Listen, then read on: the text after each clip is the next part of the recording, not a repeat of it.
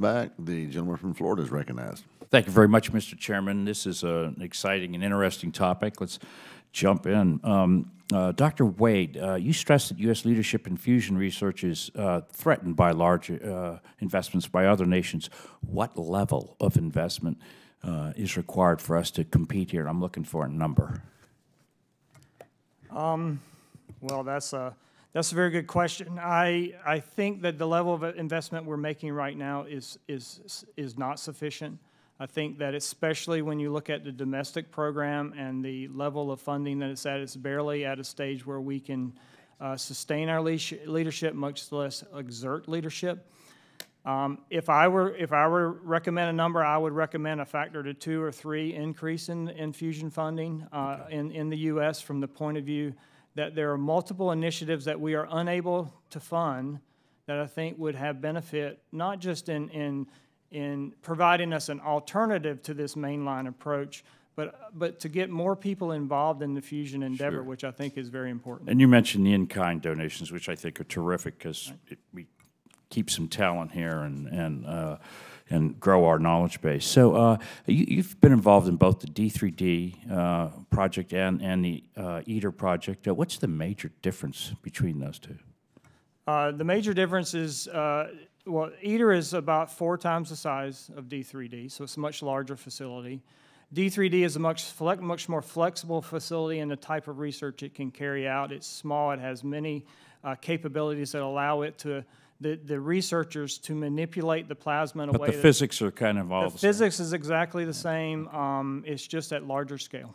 Okay. Can you share some of the spin-off applications that have come out of this program?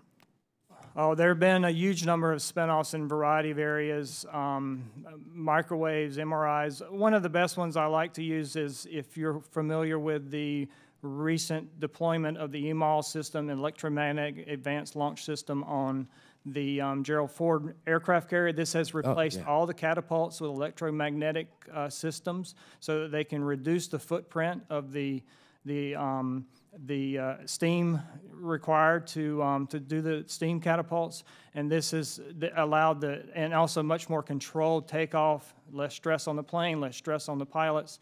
And so these are spin-offs that not only have, we're doing this in basic technologies, but in very applied defense technologies also. Do you interact with the MagLat in Tallahassee, FSU?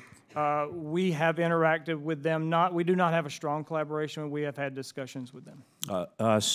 One thing you said earlier impressed me. You seemed very, very confident that the ITER facility is going to be able to achieve the sustained fusion and actually even, it sounded like you were saying, and it will be commercially viable. Can you share your optimism with us? Yes, I believe ITER is, I have very high confidence ITER will succeed. I have worked in this field a long time, and I have watched the progression of our understanding, and I believe our understanding is sufficient to have high confidence if technically ITER with its systems can deliver the technical capability. The physics will be there to deliver the power that is projected. And I think that launches us into a new era in fusion development. I think that countries, nations, people worldwide will recognize that this is a real energy source for the future, and we can launch aggressively into that. And if the U.S. isn't there at the table ready to do something, we're going to be left behind by other nations in delivering that technology for the world. Thank you very much. So Dr. Bigot, certainly sounds like he has a lot of faith in you.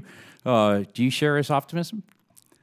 Yes, I share. As I said to you, we have the background of several decades of works on smaller devices and smaller facilities, which demonstrate that the physics is robust, okay, the modeling is robust, and my expectation is if we are able to assemble this larger scale facility, we will deliver. Well, Godspeed to all of you. Thank you very much for being here. Mr. Chairman, I yield back.